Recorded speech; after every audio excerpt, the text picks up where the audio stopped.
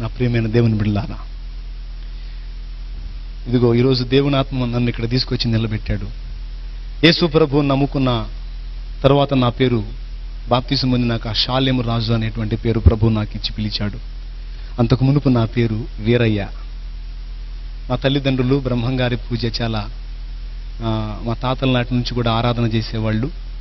ఆ క్రమంలో మేము కూడా అదే పేర్లతో పిలువబడ్డ. మా నాన్న పేరు బ్రహ్మయ్య, నా పేరు బ్రహ్మంగారి బాల్యంలో పెట్టినటువంటి పేరు వీరప్పయ్య అనేది వీరయ్యగా పెట్టారు. అది మా తాత పేరంట. ఆ తరువాత మా బాల్యకాలం చాలా సజావుగా ఆనందంగా సాగింది. చిలకలూరుపేట నరసరావుపేట 20 కిలోమీటర్ల దూరంలో ఉంటుంది. నరసరావుపేటకి ఒక 15 కిలోమీటర్ల దూరంలో ఉన్న చిన్న పల్లెటూరులో మా నాన్న పుట్టి పెరిగాడు. తర్వాత వివాహం అయిన తర్వాత దాదాపు 40 సంవత్సరాల క్రితం ఆ ఊరు నుంచి చిలకలూరుపేటకు వలస వచ్చాడు ఆయన. ఎక్కడికి? చిలకలూరుపేటకి. 40 ఏళ్ల క్రితం. అంటే అప్పుడు మేము ఒట్లా. నేషనల్ హైవే, పెద్ద రోడ్డు, జాతీయ రహదారి 5 నంబర్ రోడ్డు. ఆ రోడ్డు ప్రక్కన ఉన్నటువంటి స్థలం గవర్నమెంట్ స్థలంలో చాలా ఆక్రమించి ఆ స్థలంలో 2 ఐటాలు పెట్టి ఇల్లు ఒకటి కట్టి, కట్టడమేమో బిల్డింగ్ ప్లాన్తో పక్క గట్టిగా కట్టి పైన మాత్రం పట్టా రాలేదు కాబట్టి పైన రేకులు వేసాం. గవర్నమెంట్ వాళ్ళు పట్టా ఇచ్చిన తర్వాత స్లాబ్ వేద్దాం అన్నట్టుగా తర్వాత మొత్తం మోడిఫై మార్చుకుందాం అనుకుని ఇల్లు గట్టిగా కట్టుకుని దానిపైన రేకులు వేసాం. అందులో మా జీవితం కొనసాగింది. పాల వ్యాపారం, నెయ్యి వ్యాపారం మాది. చాలా మంది కుటుంబం బాగా పచ్చగా ఉంటే చాలా మంది అనుకునే మాట ఏమిటంటే వాళ్ళకేమయ్యా వాళ్ళ సంసారం 3 పువ్వులు 6 కాయలు అంటారు. కానీ మా ఫ్యామిలీ ఎట్టుందంటే 33 పువ్వులు 66 కాయల్లాగుంది. వారానికి చాలా వేల రూపాయల డబ్బులు మా నాన్న సంపాదిస్తా ఉన్నాడు. 4 అక్కాయిల పెళ్లిళ్ళు అయిపోయినాయి. 5 ఆడపిల్లల్లో ఒక అమ్మాయి పుట్టినప్పుడే చనిపోయింది. కొద్ది కాలం ఉండి చనిపోయింది. 4 ఉన్నారు. ఆ 4 పెళ్లిళ్ళు అయిపోయినాయి. ఆఖరిన నేను, నాకు ముందు మా అన్నయ్య. అయితే మేమిద్దరం లైన్లోకి వచ్చిన తర్వాత, మేము లైన్లోకి వచ్చేటప్పుడు 4 అక్కాయిల పెళ్లిళ్ళు అయిపోయింది. అయితే ప్రియులారా, పిల్లలు ఎదిగొచ్చిన తర్వాత తల్లిదండ్రులకు అగచాట్లు తప్పుతాయంటారు పెద్దోళ్ళు. ట్రెండ్ మారింది ఇప్పుడు. పిల్లలు ఎదిగినాకనే తల్లిదండ్రులకు అసలు అగచాట్లు స్టార్ట్ అవుతున్నాయి. స్తోత్రం. అవునంటారా కాదంటారా? ఆస్తులు పొలాలు తాకట్టు పెట్టి అబ్బాయిని చదివించడానికి పూనుకొని చదివిస్తారు. తీరా చదువు మొత్తం అయిపోయి ఒక పెద్ద జాబ్ రాబోయేటప్పుడు మనోడు అడ్రస్ దొరకడం. ఎక్కడ కనపడతాడంటే పోలీస్ స్టేషన్లో కనపడతాడు. పక్కన అమ్మాయి ఉంటుంది. ఎవరు? పోలీస్ స్టేషన్లో ఉండి ఫోన్ చేపిస్తాడు తల్లిదండ్రులకి. చూసి అవాక్ అయిపోతారు. ఏమిట్రా నువ్వు చేసిన పని? ఉద్యోగం సంపాదిస్తావు, అప్పులు తీరుస్తావు, ఏదో గట్టెక్కిస్తావు అనుకుంటే ఏంట్రా నువ్వు చేసిన పని అంటే, నాకు అమ్మాయి నచ్చింది, నేను అమ్మాయిని పెళ్లి చేసుకుంటానని. ఆడపిల్లలు కూడా తక్కువ తినలా. వెనకటి దినాల్లో పెద్దోళ్ళు చూసినప్పుడు పెళ్లి చేసుకునేవాళ్ళు. ఇప్పుడు అట్లా కాదు, ఓన్ సెలక్షన్. ఎవరికి వాళ్ళే సెలక్షన్ చేసుకుంటున్నారు. ట్రెండ్ మారిపోయింది. భయంకరంగా తయారైంది పబ్లిక్. స్తోత్రం. మీరు ఎవరన్నట్టున్నారా? తల్లిదండ్రులు ఉసురు తగిలిద్ది, జాగ్రత్త. ఏం తగిలిద్ది పిల్లలారా? తల్లిదండ్రులు ఉసురు తగిలిద్ది. అలా చేయకండి ఎవరు కూడా. తల్లిదండ్రులకు విధేయత చూపుట యేసు మనకు చూపిన మాదిరి. శిలువ మీద వేలాడుతూ కూడా ఏమన్నాడు? అమ్మా ఇదిగో నీ కుమారుడు అనే తల్లి బాధ్యత నెరవేర్చిన మహోన్నతుడు ఆయన. బాధ్యతలు ఎరిగినటువంటి వాడు. నిన్ను సృష్టించాడు గనుక నువ్వు పట్టించుకున్నా పట్టించుకోకపోయినా నిన్ను పోషిస్తానే ఉంటాడు ఆయన. బాధ్యత ఎరిగిన వాడు.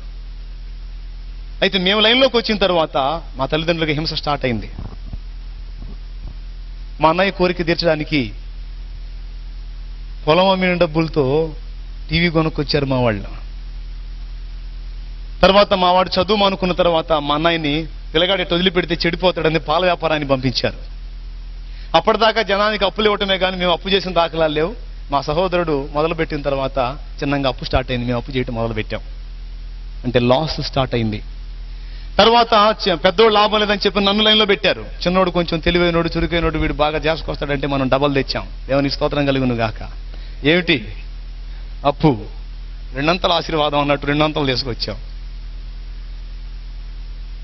అంత మాత్రమే కాకుండా మాకు పాడి బర్రెలు ఉన్నాయి, చాలా బర్రెలు. అయితే ఒక్కరోజే మొత్తం పోయినాయండి. సినిమా కష్టాలు అంటారే లోకంలో, బైబిల్లోనే ఏబు కష్టాలు. ఎవరన్నా బాధపడుతుంటే దగ్గర చేరి ఏ బడ్డట్టు పడుతున్నావమ్మా అంటారు కదా. అట్లానే ఒక్కొక్కటి అన్నీ పోతా ఉంటే మా కుటుంబీకులకు ఒక డౌట్ వచ్చింది. ఏమిటా డౌట్ అంటే, పచ్చగా పాల పొంగులాగా వచ్చే మన సంసారం ఎందుకిట్ట ఇదైపోయింది అని చెప్పని మా వాళ్ళు ఏం మొదలు పెట్టారంటే, మనకెవరో మనం పచ్చగా ఉంటే చూసి ఓర్వలేక మనకెవరో ఏం చేశారు, ఆహా ముందుగానే మన వాళ్ళు అందుకున్నారు, దేవుని స్తోత్రం, చేశారు అనేటువంటి డౌట్తో ఆ చేతబడి తిప్పేసేటువంటి మాంత్రికుల కోసం తిరగని ప్లేస్ లేదు. ఫలానా చోట మంచి మాంత్రికుడు ఉన్నాడంటే ఎంత ఖర్చు అయినా సరే, అసలుకే అప్పులు అయి ఉన్నాయి, అప్పులు అప్పు అనుకోవటం పోవటం, పోయినోడల్లా ఊరికి ఎందుకు వదిలిపెడతాడు, మెళ్ళ ఒకటి, చేతికొకటి, మొలతరాడుకోటి, కాలుకోటి, మొత్తం 4 తగిలించి పంపించేవాళ్ళు. స్తోత్రం. అమ్మ బాగా వినండి అమ్మా, దేవుడిని నమ్ముకున్న వాళ్ళు కూడా చాలా మందికి చేదస్తా ఉంది, బాగా వినండి తల్లులారా. అలాగూ నేను 3 సందర్భాల్లో మీకు సాదాసీదాది కాదు గట్టిగా చేశారు కాబట్టి మీకు ఫలానా ప్లేస్లో మీకు వ్యవహారం చేయాలని చెప్పని ముమ్మారు తీసుకెళ్ళి, ఆ పొలిమేర అంటారు చూడండి, ఊరికి ఆ ఊరికి మధ్యలో ఉంటాయే, అలాంటి దగ్గర తీసుకెళ్ళి ముగ్గు గిగ్గు వేసి భయంకరమైన పనులన్నీ చేసి 3 సార్లు చేశారు. 3 సార్లు చేసినా లేదు, 30 సార్లు చేసినా లేదు, మా బ్రతుకు మారలేదు. కారణం ఏంటో అర్థం కావట్లా. ఇక మా పరిస్థితి వస్తే 4 ఆడపిల్లలు పెళ్లిలో వెళ్ళిపోయారు కదా, ఇంకా ఉన్నది ఎవరు? 4 మేమే, మా అమ్మ, మా నాన్న, నేను, మా 4 అక్క వాళ్ళదాన్ని అక్క వాళ్ళు వెళ్ళిపోయారు. ఉన్న మేము 4 అయితే 4 ఆటం బాంబులే. కలిసి అన్నం తిందామని చెప్పని అన్నం పెట్టుకుంటాము, అన్నం పూర్తి కాకముందు అక్కడి నుంచి కొట్టుకొని లెగుస్తాం. జరిగేది ఏంటో అర్థం కాదు. ఒక అరగంట అయిన తర్వాత మళ్ళీ మొత్తం ఒక దగ్గర చేరి అసలు ఏం జరుగుతుంది మనకి అని తెగ బాధపడేవాళ్ళం, ఏడ్చుకునేవాళ్ళం. తర్వాత మాంత్రికుల చుట్టూ తిరిగి తిరిగి తిరిగి విసిగి వేసారిన తర్వాత ఇక మాంత్రికులు కాదు అని చెప్పని నిర్ణయానికి వచ్చినప్పుడు అగచాట్లను బట్టి ఇళ్ల పక్క వాళ్ళు భలే ఇస్తారు సలహా. ఏం చర్చి అమ్మా, ఏం పాస్టర్ అమ్మా, ప్రార్థనని పోతాను, ఏం తగ్గింది ఏంది, ఒక్కసారి రా, ఆయన ఏందో ఊరకు మొహం చూసి చెబుతాడంట, ఆయన కనపడేట్టు పోతావా ఏంది, గుట్టుకు పోతాం, రాంగ్ ఎందుకు చేస్తామంట, అవునా కదా, గుట్టుగా పోయొద్దామయ్యారా, జాగ్రత్త. అయిపోయింది ఆ సెక్షన్. ఇళ్ల పక్కన వాళ్ళు చేరి ఇంకొక ఐడియా ఇచ్చారు మాకు, మీరేందో చేతబడి పోతబడి అని తిరుగుతారు, అది కాదు, అసలు మీకు వాస్తు దోషం ఉందన్నారు. ఏం దోషం? అప్పుడు ఇక మా పైత్యం అటు మారి ఇటు పడ్డది. ఇక మేము ఉన్న ఇంటికి వెళ్ళి చూసుకోవడం మొదలు పెట్టాం. ఫలానా చోట మంచి సిద్ధాంతం ఉన్నాడంటే ఎంత ఖర్చు అయినా సరే పోయేది, తీసుకొచ్చేది. ఆయన గారికి అవసరమైతే కారు అయినా పెట్టుకొని తీసుకొచ్చేది. మా పని అయిపోయిందని జనానికి తెలియదు, అడిగిన చోటల్లో అప్పిస్తున్నారు. తీసుకొచ్చి సిద్ధాంతాలు తీసుకొస్తే ఇప్పుడు ఇక్కడ కూడా ఉన్నటువంటి వాళ్ళ కొంతమందికి ఆ వాస్తు విషయంలో ఆలోచన ఉంది. అవసరం లేదండి, మనకి అది నమ్మాల్సిన అవసరము లేదు. తర్వాత నేను తెలుసుకున్నానులే. అయితే అప్పటికి మాత్రం వాస్తు దోషం వల్లనే ఇలాంటి దుష్ఫలితాలు వస్తున్నాయని ఆలోచించి సిద్ధాంతం తీసుకొస్తే వచ్చినోడు వరకు ఎందుకు పోతాడు, ఆ కిటికీ ఆడ ఎందుకు పెట్టారు అనేవాడు. ఉండకూడదు ఆయన అంటే అర్జెంటుగా తీసి అది మూసేసేయండి, ఇటు పక్క పగలగొట్టి ఇటు పక్క పెట్టండి అని. ఇంకేం అటు అటు అటు పగలగొట్టి అది ఓడబీకి అది ప్యాక్ చేసి ఇటు పగలగొట్టి ఇటు పెట్టి. మేము అనుకునేది మరి ఇలాంటి తేడాలు ఇంట్లో పెట్టుకొని బాగుండమంటే ఎట్లా బాగుంటుంది అయ్యా, ఇంకా బాగుంటుందంటే చూసుకోండి, ఇంకా తిరిగి ఉండదు. ఆయన ఫీజు ఆయన తీసుకొని పోయేవాడు, మాది మాత్రం ఎప్పటి కాలు ఇట్టిట్టే. దేవునికి స్తోత్రం కలిగిన గాక. ఒకే ఇంటికి 10 మంది సిద్ధాంతులు మీరు తీసుకొని రండి బాబు, 10 రకాలుగా బగల కొట్టించకపోతే నా పేరు తిప్పి పెడతాం మళ్ళీ. ఎందుకంటే అట బగల కొట్టించాం మా ఇల్లు, ఆ షేప్ మొత్తం మార్చాం, ఆ ఇంటి షేప్. చిన్న గొడవ వస్తే చాలు మా ఇంట్లో టే పట్టుకొని అటు పక్క బట్టి. ఈశాన్యం కరెక్ట్ గానే ఉంది, వాయువ్యం కరెక్ట్ గానే ఉంది, ఆగ్నేయం కరెక్ట్ గానే ఉంది, నైరుతి కరెక్ట్ గానే ఉంది. మనకి దరిద్రం. గొడవ వస్తే చాలు టేపులు పట్టటమే. హింస మామూలు హింస కాదు, దేవుని స్తోత్రం. చివరికి ఈ వాస్తువులతో కూడా విసిగి వేసారిపోయాం ప్రియులారా. ఇక అప్పులు ఇచ్చేవాళ్ళు సర్దుకున్నారు. ఇట్లా సిద్ధాంతులు తెచ్చి తెచ్చి తెచ్చి తెచ్చి మేమే కాదు, మాతో పాటు చిలకలూరుపేటలో చాలా మంది బంగారం లాంటి బిల్డింగులు పగలగొట్టి అటు పగలగొట్టి ఇటు పగలగొట్టి శుభ్రంగా ప్లాట్లు అమ్ముకుని పోయారు. ఏమమ్ముకొని? అయ్యా వాస్తు పిచ్చోళ్ళారా జాగ్రత్త, కంటి బాధకి కాళ్ళ మందేస్తే తగ్గదో. మాకు తెలియలే ఆ సంగతి.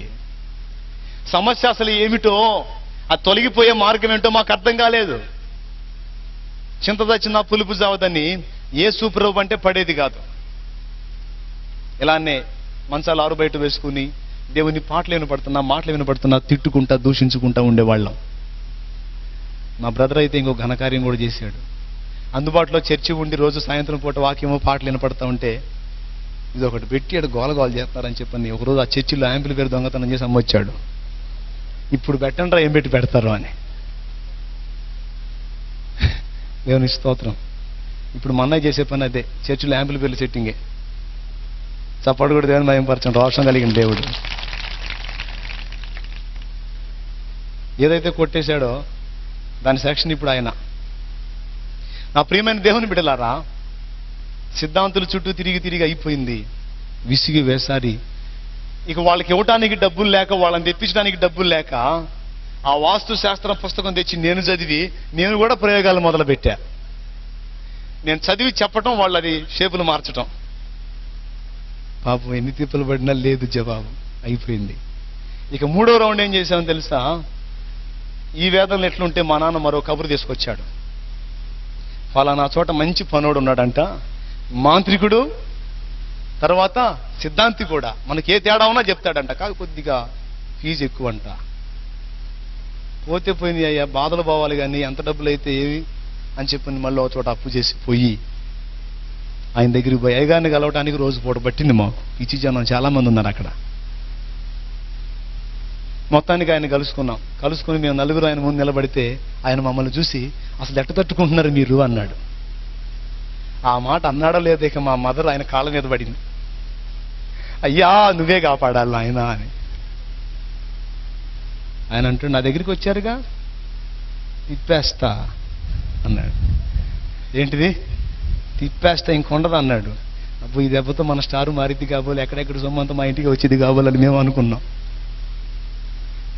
వింటున్నారా? సరే మీకు చేశారులే కానీ వాళ్ళ పేరు చెప్పను, చెబితే మీరు కొట్టుకొని చేస్తారు, చెప్పనులే కానీ మీకు మొత్తానికి నేను చేస్తానని కొంత డబ్బు తీసుకుని అందరికీ తలా ఒకటి తగిలిచ్చాడు ఆయన కూడా. తర్వాత మీ ఇంట్లో కూడా నేను వచ్చి సరి చేయాల్సింది కొన్ని ఉన్నాయి, ఒకరోజు నన్ను తీసుకెళ్ళండి వచ్చి సరి చేస్తాను అన్నాడు. ఆయన అన్న మాట ప్రకారం ఒకరోజు తీసుకెళ్ళాం. ఇంట్లో ఏదో మూల వ్యవహారం చేశాడు, అది చేశాడు ఇది చేశాడు, ఆయన దారిని ఆయన పోయాడు. ఇక మీకు బాగుంటుంది చూసుకోండి అన్నాడు. ఎక్కువ డబ్బులు వదిలి కదూ, 4 రోజులు ఓపిక పెట్టాం, బాగానే ఉంది అనుకుంటా. తర్వాత మళ్ళీ మొదటికి వచ్చింది వ్యవహారం. మళ్ళీ పోయాం ఆయన దగ్గరికి. అయ్యా తిరిగి తిరిగి విసుగుపుట్టి ఆఖరిగా నీ దగ్గరికి వస్తే మా బ్రతుకు ఏమాత్రం మారలేదు, ఏమిటి మా పరిస్థితి చెప్పని దుఃఖపడితే ఆయన అంటాడు, అప్పుడు వినండి, మీకేం మార్పు రాలేదా అన్నాడు. ఏం మార్పు వచ్చింది? ఏం లేదండి, అదే పరిస్థితి మాదంటే. మీకు ఈ రెండు కాదు, ఈ రెండు స్టడీ చేశాను కానీ మీకు గ్రహదోషం ఉంది అన్నాడు. ఏమిటి గ్రహదోషం ఉంది? ఏ గ్రహం రివర్స్లో ఉంది అర్థం కావట్లేదు, కాబట్టి నవగ్రహ యంత్రం ఇస్తాను 41 రోజు, 7 రకాల దారాలతో ఒత్తి చేసి 5 రకాల నూనెలు కలిపిపోసి అఖండ జ్యోతిలాగా ఆరకుండా వెలిగించండి, మీ ఇంట్లో ఉన్న దరిద్రం మొత్తం పోయి మీరు బాగుపడతారు అన్నాడు. అర్థమైందా? ఎన్ని రకాల దారాలు, ఎన్ని రకాల నూనెలో వేసి చేసేసేయండి, మీకు తిరుగు ఉండదు అన్నాడు. ఈ దెబ్బతో మాకు బాగుపడతామేమో అని చెప్పని ఈ ఎగసాట్లోనే మాకు పెళ్ళిళ్ళు పిల్లలు కూడా. అయితే ఎవరు పూజ చేయాలి ఇప్పుడు?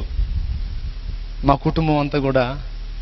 నేను మహాభక్తుణ్ణి, గణేష్ బీడీలు దాగినోడు ఆ బీడీలు దాగి కాగితం పడేస్తే ఆ కాగితాన్ని ఎవరన్నా తొక్కుతారేమో, స్వామిని ఎవరన్నా తొక్కుతారేమో తీసుకెళ్ళి చెట్లల్లో పెట్టి వచ్చేవాడిని నేను. ఆ రేంజ్ పిచ్చి నాది. అర్థమైందా?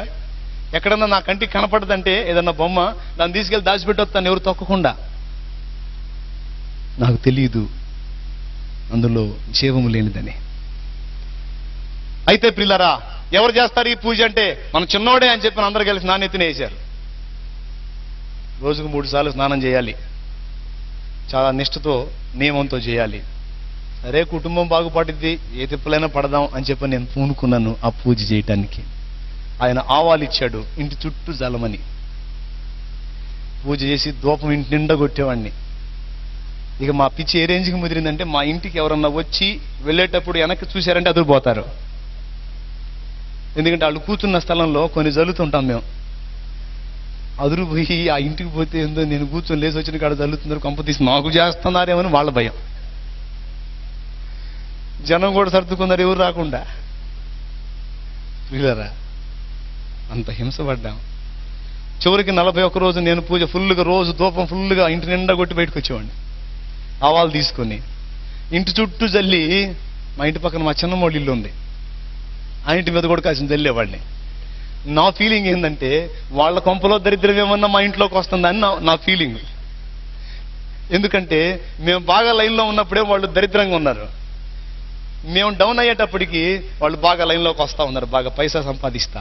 అందుకని వీళ్ళ దరిద్రం ఏమన్నా మాకు వచ్చిందా అని కాసిన వాళ్ళ ఇంటి మీద కూడా జల్లేవాడిని. ఎటకేళ్లకు చెట్ట చివరికి తొట్ట తొదకు 41 రోజు అయిపోయిన తర్వాత ఇక నైట్ కూర్చొని మీటింగ్ వేసుకుంటున్నారు మా వాళ్ళు. మేము మా అమ్మ అంటది, కొంచెం మార్పు వచ్చింది కదూ, పిల్లలు లైన్లో ఉన్నారు, కొంచెం మనకి అంటే మరి నేను చెప్పలేను మనగాడని లెక్క చేస్తారా మీరు నా మాట? ఆయన మనగాడు, లేకపోతే అంతమంది జనం ఎందుకు పోతారు? నిజంగానే గట్టి పనుడే. అంటే మేము కూడా అమాయకులాగా ఫేస్ పెట్టి, నిజంగా మేము మారాం కాబోలు, ఇక మాకు బాగుంటుంది కాబోలని మేము అనుకున్నాం. ఆ రాత్రి ఆనందంగా తిని హాయిగా విశ్రాంతి తీసుకున్నాం. ఒక ఘట్టంలో ఓ తెల్లవారుజామున మా ఇంటి వెనక గోడకి సౌండ్ వస్తుంది, టక్ టక్ టక్ మని. ఏంది సౌండ్ వస్తుందని చెప్పని ఆ తెల్లవారుజామున లేచి బయటికి పోయి చూస్తే, అది ఒక్లేమంటారు కదండి, క్రేను బకెట్ ఎత్తి పట్టుంది పైకి. ఏంది బాబు అంటే, ఈ ఇల్లు రోడ్లోకి వచ్చింది, రోడ్డు పెంచుతున్నాం, మీరు పీకి కుప్ప పెట్టుకుంటారా, మమ్మల్ని కుప్ప పెట్టమంటారా అన్న. కొంపలో దరిద్రం పోయిద్ది, కొంపలో దరిద్రం పోయిద్ది అని చెప్పని నవగ్రహ పూజ చేస్తే అసలు కొంపే పోతుందిలే పేడ వదిలి. ఇంకా చేతబళ్ళు లేవు, వాస్తులు లేవు, గ్రహాలు లేవు, అస్తులు లేవులే. ఇక బాండని చెప్పింది రేకులేకి మొత్తం ఓడ తీసుకొని కుప్ప పెట్టుకున్నాం అక్కడ. మా చిన్నమ్మ తిట్టడం మొదలుపెట్టింది, మా ఇంటి మీద ఆవాలు జల్లి జల్లి మా ఇల్లు కూడా బీకిస్తున్నాడు ఈ దుర్మార్గుడని. ప్రియమైన దేవుని బిడ్డలారా, మీరు నవ్వుతున్నారు కానీ ఆ తర్వాత మా బ్రతుకు దుర్భరంగా మారిందండి. నిలవరమైన నివాసం లేదు, ఇంటికి అద్దెగట్టుకోలేని దౌర్భాగ్య స్థితికి దిగజారాం. ఇల్లు కూడా పోయింది అన్న సంగతి తెలిసిన తర్వాత అప్పులోళ్ళు అందరూ ముక్కుమ్మడిగా దాడి చేశారు. ఒకళ్ళు వచ్చి టీవీ తీసుకొని పోయారు, ఒకళ్ళు వచ్చి బూతులాడు, రకరకాల మాటలు మాట్లాడు తృణీకరించి ఎన్ని రకాలుగానో వేధిస్తే చిలకలూరుపేటలో మనుగడ కష్టమై నరసరావుపేటకి వెళ్ళి అక్కడ బ్రతుకు తెరువు ప్రారంభించాం. దినమంతా అందరం కష్టపడి డబ్బు సంపాదించిన చేసిన అప్పులకు వడ్డీలకు చాలని పరిస్థితి వచ్చింది. చాలా ఘోరంగా మారిపోయింది. మా పసిబిడ్డలకు పట్టెడన్నం తృప్తిగా పెట్టలేని దౌర్భాగ్య స్థితికి దిగజారాం. అవునండి, అంత మాత్రమే కాదు, పసిపిల్లలకు ఏదన్నా తినిపిద్దామని 10 రూపాయలు కొనుక్కొద్దామన్నా కూడా వడ్డీ వాళ్ళు ఎక్కడ అల్లరి చేస్తారో. అప్పులు ఎంతమందికి ఉన్న వీళ్ళు చేతులు ఎత్తండి, అప్పులు ఉన్న వాళ్ళందరూ చేతులు ఎత్తండి, చెప్తా. ఉన్నాయా? మీ అప్పులన్నిటినీ నా ప్రభు యేసు నామమున తొలగించును గాక. ఎందుకంటే వ్యాధుల కంటే కూడా ప్రమాదకరం అప్పండి. అవును, వ్యాధిగ్రస్తుడన్నా కాసేపు కాతే కాసేపు అయినా కనీసం ఆ టాబ్లెట్ వేసుకున్నప్పుడన్నా ప్రశాంతంగా నిద్రపోతాడేమో కానీ అప్పులున్నోడికి మనశ్శాంతి ఉండదు. తిన్నది వంట పట్టదు, ఎక్కడ అవమానపరుస్తారు, ఎక్కడ అల్లరి పాలవుతాను, అభాస్ పాలవుతానని అల్లాడిపోతుంటారు. మీలో ఎంతమందికి ఉందో లేదు తెలియదు కానీ మేము పడ్డాం. అప్పటిదాకా పూసుకొని రాసుకొని నీ బంధువుని నీ చుట్టానని తిరిగిన వాళ్ళు వరస తప్పేటప్పటికీ ఎవరు రాలేదండి, ఎవరు రాలేదు. వీళ్ళకి కనబడితే ఎక్కడ డబ్బులు అడుగుతారు అని చెప్పని మొఖం చాటేసి తిరగటం మొదలుపెట్టారు. ఈ బాధలో మేము ఉండి అప్పుల చేత ఒక పక్క సతమతం అవుతుంటే పిడుగు లాంటి వార్త మరొకటి. 2002వ సంవత్సరం జనవరి 14వ తారీఖున మా 4 అక్కయ్యల్లో 4వ అక్కయ్య 3 చిన్న చిన్న బిడ్డలు ఆమెకి జనవరి 14వ తారీఖు సంక్రాంతి పండుగ రోజు నిండు ముత్తైదువులుగా అలంకరించుకొని అమ్మవారికి పూజ చేసి తలంటూ స్నానం చేసి చక్కగా మంచి బట్టలు కట్టుకొని పిల్లలకు కూడా మంచి బట్టలు కట్టి పిండి వంటలు చేసి వాళ్ళకి తినిపించి మధ్యాహ్నం పూట మరి టీవీలో అప్పుడు ఆమె ఆరాధించేటువంటి ఆ విగ్రహాలు నాటికి వస్తుంటే చూస్తా బట్టలు పిండుకుంటా ఉంది. సంక్రాంతి అప్పుడు అక్కడ గాలిపటాలు ఎగరేస్తారు హైదరాబాద్లో. ఆ గాలిపటాలు పిల్లలు ఎగరేస్తా 2వ స్టేర్లో వాళ్ళు అద్దెకుంటున్నారు. అక్కడుండి గాలిపటాలు ఎగరేస్తూ ఉంటే వాళ్ళ ఇంటి ఎదురు పెద్ద చెట్టు 2 స్టేర్లకు వచ్చి ఉంది, పెద్ద చెట్టు. ఆ చెట్టులో తగులుకుంది గాలిపటం. ఆ గాలిపటం తీసిమని కొడుకు తల్లిని అడిగాడు. ఆ బట్టలు పిండేటువంటిది ఆ బట్టలు అక్కడ పెట్టి వచ్చి ఇనప సొవ్వు తీసుకొని అక్కడ తగులుకున్న గాలిపటాన్ని తీయటానికి ప్రయత్నం చేసింది. ఆ అమ్మాయి చూసుకోలేదు. ఆ చెట్టులోంచి ట్రాన్స్ఫారం నుంచి రైల్వే స్టేషన్కి వెళ్ళేటువంటి కరెంటు తీగలు పెద్దవి 3 ఫేస్ వైర్లు ఉన్నాయి. అమ్మాయి చూసుకోవాలా. 1, 2, 3 అంతే. ఆ తీయటానికి ప్రయత్నం చేసింది. టక్కుమని పట్టేసుకుంది ఆ కరెంటు. 5 అంకెలు లెక్క పెట్టేటప్పటికి ఆ కరెంటు పట్టుకోగానే తన బిడ్డలు చిన్న చిన్న బిడ్డలు కదా వచ్చి పట్టుకుంటారేమని అర్థమైందేమో. ఆ పిల్లలకి వెళ్ళి చెయ్యూపింది దగ్గరికి రావద్దని. 5 అంకెలు చదివేటప్పుడు కింద పడింది. ప్రాణం పోయేటప్పుడు ఆ 3 బిడ్డలకి ఒక్కసారి అట చూసుకుని అమ్మాయి చనిపోయింది. ఆ ఘోరమైనటువంటి పరిస్థితి, పిల్లలు పసిబిడ్డలు కదా, ఆ మరణం మమ్మల్ని ఇంకా కలచివేసింది. మా పసిబిడ్డలకే పట్టడన్నా తృప్తిగా పెట్టలేని పరిస్థితుల్లో మేము ఉంటే ఆ అమ్మాయి మరణం మరొక సమస్యగా మాకు మారింది. ఆ అమ్మాయి చనిపోయిన కొద్ది రోజులకి ఆ అమ్మాయి భర్త కూడా చనిపోయాడు లారీ యాక్సిడెంట్లో. ఆ 3 పిల్లలు అనాథలయ్యారు. వారి బాధ్యత భారం మేమే చూడాల్సి వచ్చింది. ఈ అప్పుల బాధ ఒక పక్కన, కుటుంబ పోషణ ఒక పక్కన సతమతమయ్యే పరిస్థితుల్లో ఒక దినముందు మేమందరం కూర్చొని ఒక ఆలోచన చేసుకున్నాం. మీరు నమ్మండి నమ్మకపోండి, నిజం. అందరం కలిసి ఆత్మహత్య చేసుకుందాం అనుకున్నాం. మా పసిబిడ్డలతో సహా మనం పోయి బిడ్డలు ఉండకూడదు, వారికి కూడా విషం తినిపించి చంపేద్దాం, మనం కూడా చచ్చిపోదామని నిర్ణయించుకున్నాం. కానీ ఆ టైంలో మా నాన్న అడ్డగించాడు. కష్టాలు కలకాలం ఉండమంటారు, దేవుడు అనేవాడు ఒకడు ఉన్నాడు, ఏదో ఒకనాడు తప్పకుండా మనకు దారి చూపిస్తాడు, తొందరపడకండి, ఒక్క మెట్ట ఆగుతాం అని చెప్పని మా నాన్న ఆటంకపరిచాడు. అప్పుడు ఆలోచన వాళ్ళు వాయిదా వేసుకున్నారు, కానీ నేను మాత్రం వాయిదా వేసుకోలేదండి. నీచం కంటే మరణం మేలు. కాబట్టి అప్పులో చేసినటువంటి అప్పులు తీర్చగలిగే స్తోమత మన దగ్గర లేదు. అంత డబ్బు ఏం చేసి మనం తీసుకొని రాలేము. కాబట్టి వాళ్ళు వచ్చి బజారుకు లాకముందే చచ్చిపోతే బాగుండు. ఎలా చచ్చిపోవాలి? ఒక రాత్రి పండుకొని ఆలోచించుకుంటున్నాను. మధ్యరాత్రి 12:30, 1 గంట అయింది. నా భార్య బిడ్డలు ఆదమర్చి నిద్రపోతా ఉన్నారు అమాయకంగా. నా తల్లిదండ్రులు ఒక పక్క నిద్రపోతా ఉన్నారు. వాళ్ళందరి వైపు చూసి నేను కూర్చొని నేర్చుకుంటున్నాను. నేను చచ్చిపోవాలి, ఎట్ట చచ్చిపోవాలి, ఏ విధంగా చచ్చిపోతే ప్రాణం వెళ్ళిపోయిద్ది. ఇంకొకటి ఆలోచించుకుంటున్నానండి, నేను చచ్చిపోయేది ఊరకు కాకూడదు. నా మరణం వెనకన్నా నా కుటుంబానికి డబ్బు వచ్చే విధంగా చావాలి. నేను ఎలా చస్తే డబ్బులు వస్తాయి అని ఆ రాత్రి పండుకుని ఆలోచించుకుని ఏడ్చుకుంటా ఉన్నాను. ఒకవేళ నేను చనిపోతే నా భార్య పిల్లల పరిస్థితి ఏంటి? నా తల్లిదండ్రులు ఎంత దుఃఖపడతారు? అక్క చనిపోయింది, మరి నేను కూడా ఇలాగైపోతే నా తల్లిదండ్రులు ఏమనుకుంటారని, వాళ్ళు ఎలా ఫీల్ అవుతారో ముందుగానే మొత్తం ఊహించుకొని ఏడ్చుకుంటా ఉన్నాను. అప్పుడు ఆరాధించేటువంటి దేవుళ్ళ మీద కోపం వచ్చిందంటే అప్పుడు వెతికాను. ఎంతమందికి పూజలు చేశాను, ఎన్ని రకాల భక్తి క్రమాలు ఆచరించాను, ఎన్ని నియమనిష్టలతో మొక్కుబడులు చేశాను. ఇవన్నీ ఏమైపోయినాయి? ఇంతమంది దేవతలు దేవుళ్ళలో ఒక్కరన్నా సాయపడరేమిటి? నా కుటుంబం గట్టెక్కే మార్గమే లేదా? అసలు ఎందుకు మా పరిస్థితి ఇలా దిగజారిపోయింది? ఎందుకు మా జీవితం ఇలా అయిపోయిందని చెప్పని ఏడుస్తూ నేను చేసుకునేటువంటి ఆ నిర్ణయం ఘోరంగా ఉంది. ఆ రాత్రి పూర్తిగా డిక్లేర్ చేసుకున్నాను చావాలని. నాకు తెలీదు ఆ రాత్రే నా మంచి సమరయుడు నన్ను దర్శించడానికి వస్తున్నాడని. హల్లెలూయా! నా బంగారు తండ్రి నా కోసం ఆ రాత్రి వస్తున్నాడన్న సంగతి నాకు తెలియదు. నా ఇంట్లోకి అడుగు పెడుతున్నాడన్న సంగతి. ఎస్, అమ్మైన మరచేను కొన్ని వేళలా, మరువక నువ్వు కాచేవు అన్ని వేళలా.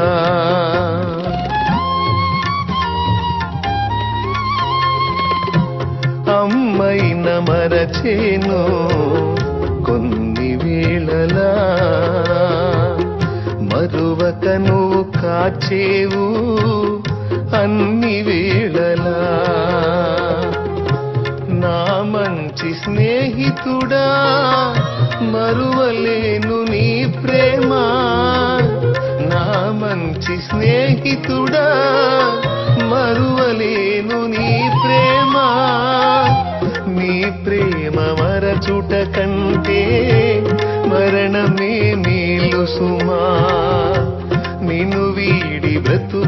కంటే మరణమే మేలు సుమా, మరణమే మేలు సుమా.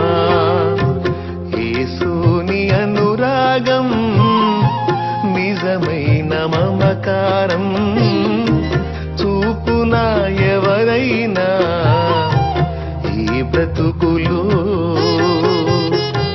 దొరుకునా ఎందైనా ఈ జగతిలో. యేసుని అనురాగం. ఆ రాత్రి దర్శించాడు. నేను ఆరాధించినటువంటి దేవతలను, దేవుళ్ళన్నిటిని జ్ఞాపకం చేసుకుని ఒక దేవతన్నా సహాయపడలేదు, ఒక దేవుడన్నా సహాయపడలేదని చాలా దుఃఖపడుతూ ఉన్నాను. పిల్లరా, గిడ్డం బాగా పెంచుకొని, జుట్టు పెంచుకొని ఉన్నాను. తిరుపతి వస్తానని అప్పటికి 5 సార్లు మాల వేసుకున్నాను. 3 సంవత్సరాలు వేసుకునే మాల ఒకే సంవత్సరం వేసుకుంటాను. దేవుడా, నా కుటుంబాన్ని గట్టెక్కించమని మొక్కుబడి చేశాను. నా చిన్న బిడ్డలకు పిలకలు దేనికో తెలుసా? తిరుపతికి తీసుకెళ్లి వాళ్ళకు కూడా ఇస్తానని. అంతేకాదు చాలా ఉన్నాయి మొక్కుబళ్ళు. అవన్నీ అక్కడ పెట్టి మొత్తం గుర్తు చేసుకుని ఏడుస్తూ ఉన్నాను. ఆదమర్చి నిద్రపోయాను. తెల్లవారుజాము 4 అది శుక్రవారం దినం నా ప్రభు నన్ను దర్శించాడు. ఒక స్వప్నం ద్వారా ఆయన నాతో మాట్లాడి దర్శించాడు. నేను మెలకువగలిగి లేచి కూర్చుని ఇలాంటి అద్భుత కార్యాన్ని చేయగలిగేది ఎవరు?